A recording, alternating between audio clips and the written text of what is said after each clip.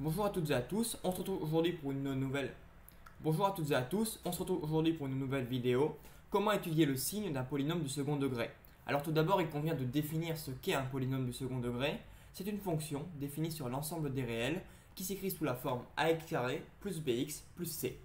Petite particularité, il faut que a, c'est-à-dire le coefficient dx carré, ne soit pas nul.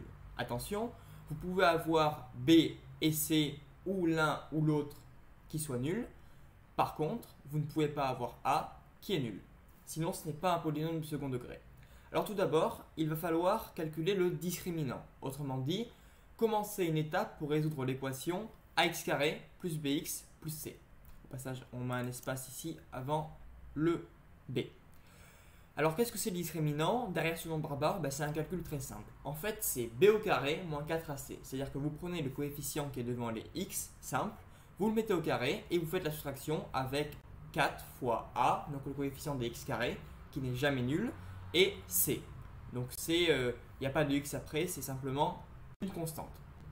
Alors, il faut bien faire attention, même si on peut vous faire un piège et on écrit d'abord les x et ensuite les x carrés, b c'est bien le coefficient des x et a ça reste le coefficient des x carrés.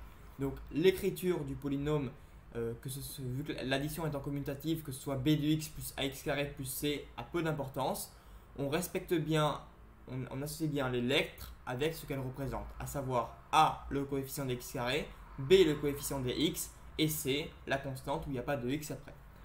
Le signe du polynôme va beaucoup dépendre du signe du discriminant. C'est comme ça qu'on appelle delta. Alors tout d'abord, si delta est négatif, strictement inférieur à 0, il n'y a pas de racine dans les réels. Si vous faites la spécialité, plutôt l'option mathématiques experte en terminale, vous étudierez un ensemble de nombres dans lequel on pourra résoudre l'équation ax carré plus bx plus c égale à 0, même si le discriminant est négatif. Mais à ce niveau-là, on n'en est pas encore là. On considère qu'il n'y a pas de racine, il n'y a pas de racine dans les nombres réels, et donc le polynôme est du signe de a. Donc si a est positif, le polynôme est positif sur R, donc de moins l'infini a plus l'infini ouvert. Si par contre a est négatif, et bien sur ce même intervalle, sur l'ensemble des réels, le polynôme est négatif tout le temps. Maintenant, si le discriminant est égal à 0, alors il y a une seule racine dans les réels. On la note x0. Elle est égale à moins b, donc moins le coefficient dx, divisé par 2a. Alors, on fait bien attention de repérer le x et le a. Et donc, cette unique solution sera la seule racine. Qu'est-ce qu'une racine? La racine, c'est tout simplement là où les valeurs de x pour lesquelles le polynôme s'annule, donc est égal à 0. Dans ce cas-là, s'il n'y a qu'une seule racine puisque le discriminant est égal à 0, le polynôme sera du signe de a, sauf lorsque x sera égal à cette racine, auquel cas il s'annulera. Donc on peut dire qu'il est du signe de a de part et d'autre de cette racine, donc sur moins l'infini x0, union x0 plus l'infini ouvert, et en x0 ouvert pour les deux intervalles, que ce soit moins l'infini x0 ou x0 plus l'infini, ouvert, ouvert, ouvert, ouvert, et par contre en x0 il s'annulera. Maintenant, le cas le plus compliqué, si le delta est supérieur à 0 strictement, alors il y a deux racines x1 et x2. La première, x1 est égale à moins b moins racine du discriminant divisé par 2a. La deuxième, x2 est égale à moins b plus racine du discriminant divisé par 2a. Au passage, on remarque, si on regarde un petit peu, que finalement ce sont les mêmes formules que la précédente. Simplement, si delta égale à 0, racine de delta c'est également égal à 0, et donc que l'on ajoute racine du discriminant ou qu'on le retire, finalement le résultat ne change pas, et c'est pour ça qu'il n'y avait qu'une seule racine précédemment. Bref, on se reconcentre sur ceci.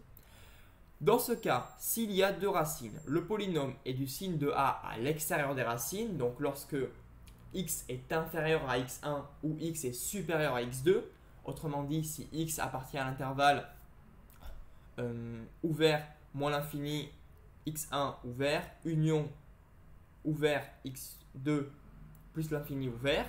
Par contre, entre les deux racines, donc entre x1 et x2, le polynôme sera pas du signe de a, donc du signe de moins a. Et évidemment, il s'annulera en x1 et en x2.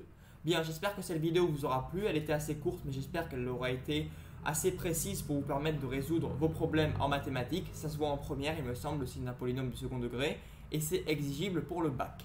Merci à tous d'avoir regardé cette vidéo. N'hésitez pas à la liker si elle vous a plu, à vous abonner à la chaîne YouTube, ça me ferait vraiment très plaisir. Au revoir.